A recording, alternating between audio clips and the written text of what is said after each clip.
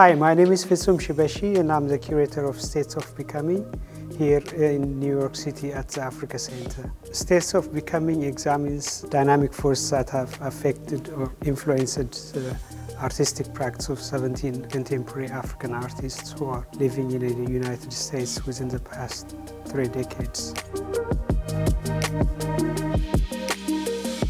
What we see here is a work of art by 3 artists, Kibrom on that side from Ethiopia, El Shafi Dafala from Sudan, and there's another piece by Amara Salfu, an Ethiopian artist.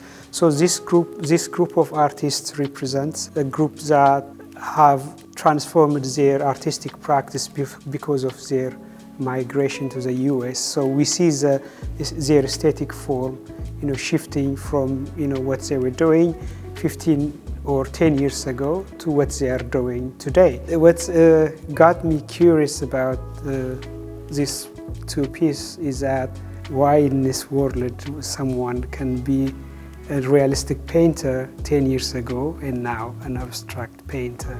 This is more of, influenced by some sort of an academic approach, whereas, moving here in some way also assisted the artist to be more liberated and to just paint, however he feels and however he thinks, instead of being abide by certain rules of painting. It's interesting to me that, an experience in moving to a place or relocation can drastically change an expression of, a painter or a practice of a painter. So this is a piece by Yvonne Ossie, a Ghanaian American artist who moved here around 2012, and she did this piece 3 years right after she moved here. So with this diptych video, what Yvonne is trying to do is to use black and white color and conceal her true face and true identity. And she is scratching the mask to reveal her true color or her true identity. This is, in some West African culture, is this scarification of, your face to mark or to say that I belong to this tribe, I belong to this, community. It's a sign of pride, like to say I'm from this area, I'm from this tribe. Whereas in America, her experience is different. Like being black is mostly associated with usually negative and discriminatory experience.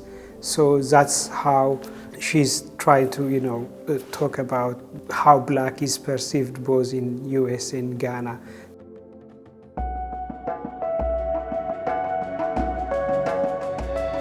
So this piece is by Zimbabwean artist Masimba Hiwati. It's called Rockspiegel 2.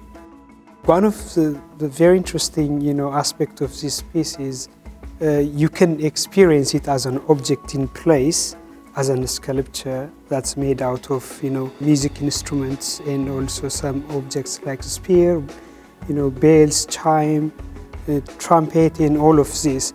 So when you combine it, you can see it as a sculptural piece. But at the same time, when it's being activated by the artist, it makes a sound. And that sound is a metaphor for the artist that he refers to negotiate with the power dynamics. Because, sound by nature doesn't really, confronts. It goes around. If there's a gap, it goes through gaps. And it dances around it, like it doesn't really confront the power dynamics or the barrier or the obstacles that it encounters. So for Masimba, he uses that metaphor to help him, negotiate the power dynamics he encounters when he studied in US and in Europe.